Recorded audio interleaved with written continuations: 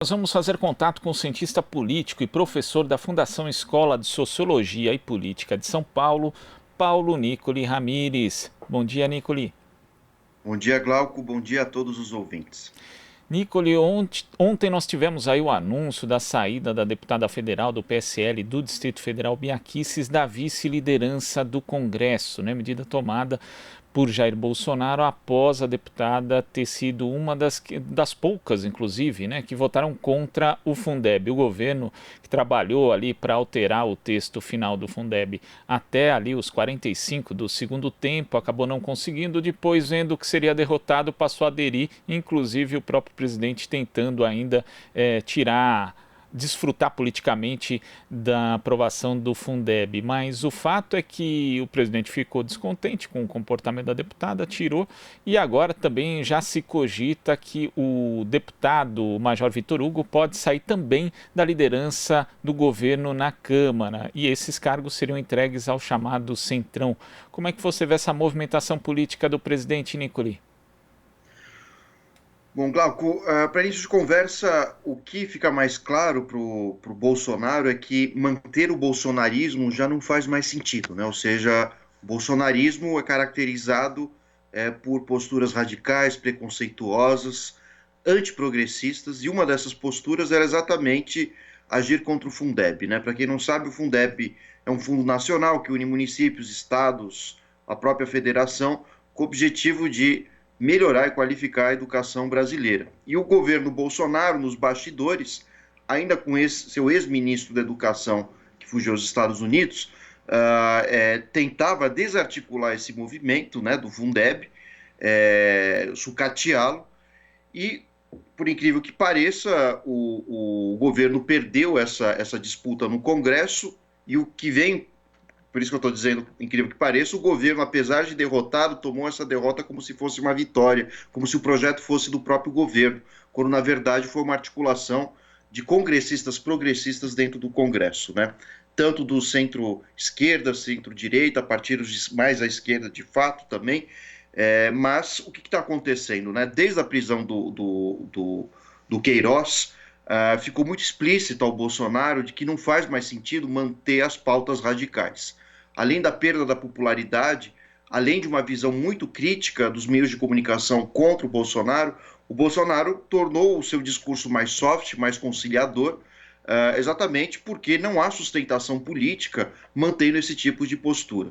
Isso a gente não tem visto apenas no Congresso Nacional, mas, por exemplo, aqui na Assembleia Estadual de São Paulo, houve também a expulsão de deputados radicais do PSL, né, tomando pautas, investigando também ativistas, né, que participam de movimentos nas ruas contra o governo. Então vejam que houve um desgaste dessa ideia de manter a base de apoio, aqueles 30% radicais. Não é um bom negócio, mesmo porque o Bolsonaro já tem em vista as eleições daqui 2 anos, e novamente ele volta a atenuar o seu discurso com o objetivo de atrair a visão positiva do mercado e de outros eleitores mais progressistas, né? Aliás, foi graças à junção entre esses partidários mais radicais com pessoas que não acreditavam que Bolsonaro fosse o que acabou se tornando, foi com essa união, né, entre, digamos assim, uma direita mais soft, uma direita mais ignorante e radical, que Bolsonaro chegou ao poder. Então, o que o Bolsonaro tenta realizar nesse momento é a autossobrevivência do seu cargo. E, para isso, ele precisa atenuar o discurso, precisa do apoio do Centrão, isso é óbvio, né, para que não se alcance os 2/3 de votos para o voto ou para a aprovação de um eventual processo de impeachment. E o resultado de todo esse cenário é a tentativa de minar os mais radicais apoiadores do próprio Bolsonaro. Agora, isso não exclui também a importância que esses parlamentares ou esses apoiadores radicais vão continuar tendo, porque na prática já existe toda uma linguagem ali de que, né, você observa nas redes sociais as justificativas dessa tropa bolsonarista mais aguerrida, mais ferrenha, dizendo que agora o presidente tem que moderar porque é muita gente trabalhando contra ele. sempre a narrativa daquela lógica do inimigo. Parece que Bolsonaro é sabotado por todo mundo e aí ele tem que tomar esse caminho, né? Já existe, inclusive, uma narrativa prontinha para justificar essa guinada do Bolsonaro, Nicoli. Assim, né? É uma tentativa dupla, né? Primeiro de sobreviver às denúncias, sobretudo no caso Queiroz, e já visando o ano de 2022, que é o ano das eleições. Mas, de fato, a prisão do Queiroz foi um divisor de águas, né, na postura de Bolsonaro frente à condução da presidência. Isso porque o Bolsonaro não tinha, digamos assim, comportamentos éticos, falas direcionadas à proteção à sociedade em relação ao Covid, e muito menos um discurso conciliatório frente aos dois outros poderes, né, o judiciário e o legislativo. Mas, diante do fato de que a água está subindo ao umbigo, né, ou seja, as denúncias se aproximam cada vez mais de Bolsonaro, o fato do Queiroz ter sido encontrado dentro da casa de um advogado, o ACF, né, muito próximo à família Bolsonaro, tudo isso desmanchou profundamente a imagem criada por Bolsonaro de que ele é um sujeito honesto, de que ele não se envolveu nunca ou jamais com qualquer caso de desvio de dinheiro, de propina, rachadinha, seja lá o que fosse, né? Então, frente a essas circunstâncias que Bolsonaro tenta angariar um outro tipo de discurso a fim de promover conciliações e, de fato, o Bolsonaro está sucumbindo frente àquilo que ele denunciava como sendo a velha política, né? Ou seja, cada vez mais participando das tramas dentro de Brasília, trocando cargos por apoio e literalmente se vendendo ao centrão. Aliás, é uma característica da nova democracia brasileira desde a nova Constituição, né? Ou seja, governa aquele que consegue distribuir cargos, que consegue fazer acordos com o centrão. E Fernando Henrique passou por isso, o próprio Sarney, Itamar Franco, o Lula, o Temer, que sai desse centrão, diga-se de passagem, né? Ou parte desse centrão, e agora o próprio Bolsonaro, né? Então, isso é fruto de uma sociedade em que os partidos políticos não são representativos, de fato, da sociedade. Eles são fisiológicos, servem apenas para manter privilégios de alguns e não, de fato, lutam por questões sociais importantes.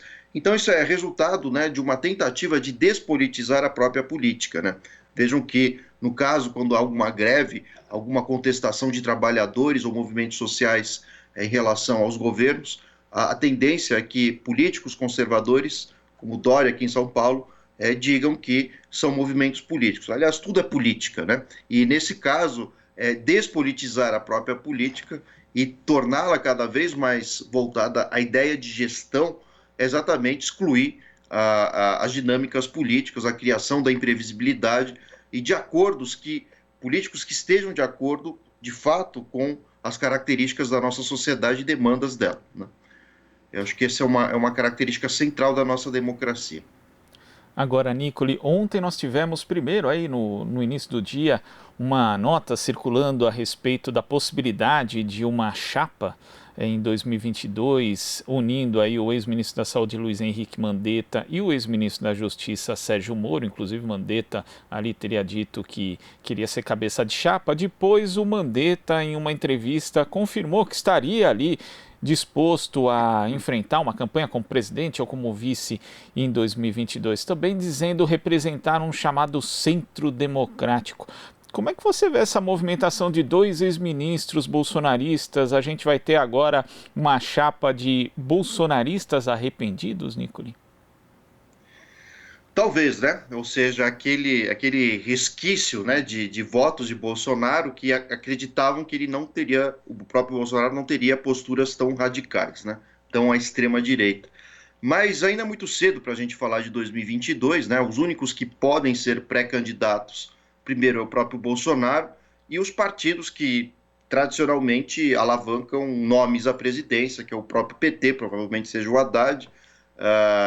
O Lula já é carta praticamente fora do baralho, devido a questões jurídicas, né? E assim como o PSDB, né? A questão é saber quem irá do PSDB, provavelmente João Dória. Mas em relação ao centrão, digamos assim, de onde veio o próprio Mandetta, não faltarão pretendentes, né, para o Sérgio Moro. Mas ainda é algo muito incipiente, né? para início de conversa, o Sérgio Moro não tem um partido. O Sérgio Moro teria que se filiar a alguma dessas legendas, e essas legendas teriam que alavancar um nome de vice para compor a chapa do Moro, né?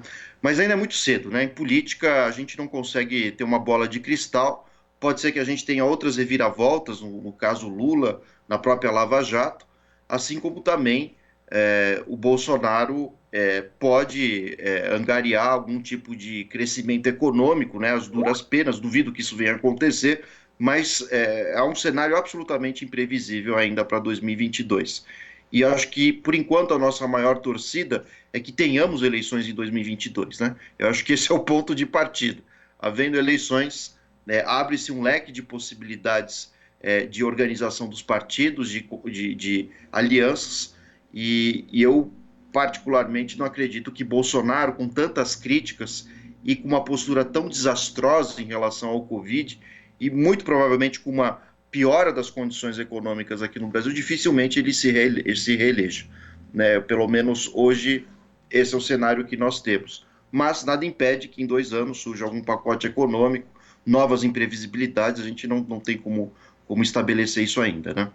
E quando a gente fala de 2022 e se põe aí na mesa o nome do ex-ministro Luiz Henrique Mandetta, né? Hoje ele tem uma certa relevância, apesar de ter feito uma gestão bastante questionável à frente do Ministério da Saúde, né? É bom lembrar, na verdade ele ganhou aí notoriedade justamente pelo contraste de alguém que era muito pior que ele, no caso o presidente Jair Bolsonaro, em relação à condução da pandemia, mas pode ser que daqui a 2 anos também, né, sem cargo, o Mandetta nem seja um nome. E esse espaço, Nicoli, à direita, né, a direita não bolsonarista é bem disputado, inclusive, né, entre o próprio Mandetta, a gente tem aí, como você falou, o governador de São Paulo, João Dória, há outros nomes que podem surgir, como o de Luciano Huck, que já foi aventado aí. Então é um espaço aí que está sendo bem disputado, esse da direita, que muitos querem dizer que é centro democrático.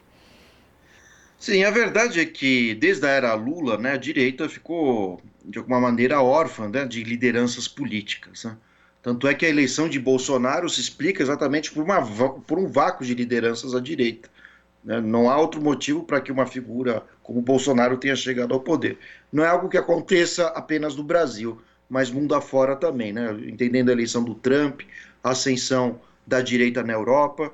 Mas, voltando ao Mandetta, a gente não pode esquecer que o Mandetta, de alguma maneira, passou por um processo dentro do Ministério da Saúde, quase que psicológico, né, de mudança de postura. Né? Ele assume uma visão de sucateamento do SUS, a elevação, né, do padrão de atendimento dos planos de saúde, ou seja, os planos privados, deteriorando a assistência pública, né, realizada pelo SUS, mas o Covid fez com que ele mesmo mudasse de posição, né, e enxergasse os técnicos que o assessoravam do SUS a respeito da importância do próprio SUS, de mantê-lo enquanto um serviço público de qualidade, ou pelo menos melhorando o seu serviço, né, que ainda, embora tenha muitas defasagens, ainda assim é um serviço que nós temos e que, por incrível que pareça, apesar de todas as suas limitações, contribuiu muito no combate ao Covid, ou pelo menos os casos mais graves. Né? Então, o Mandetta, ele é uma figura que, ao criticar o próprio Bolsonaro na condição de ministro da Saúde e ao perceber a relevância do SUS, ele conseguiria não só apoio dessa centro-direita, mas também figuras muito provavelmente mais progressistas, né, e que têm discursos mais próximos da esquerda. Então, a figura do Mandetta é uma figura interessante, né? Não que a gente tenha que apoiá-lo, abraçá-lo, mas o fato dele ter mudado de postura frente ao Ministério da Saúde e ter passado a uma visão mais social do que necessariamente economicista, faz dele, de fato, uma figura relevante para 2022. Se não para ser candidato, pelo menos o seu apoio político terá um grande peso em 2022, ao menos para desgastar a figura de Bolsonaro, né? Tá certo, Nicoli. Muito obrigado pela sua participação aqui no Jornal Brasil Atual e até a próxima. Até a próxima, bom final de semana a você, Glauco, e a todos os ouvintes. Para você também. Conversamos aqui com o cientista político e professor da Fundação Escola de Sociologia e Política de São Paulo, Paulo Nicoli Ramires. Você está ouvindo Jornal Brasil Atual. As notícias que os outros não dão.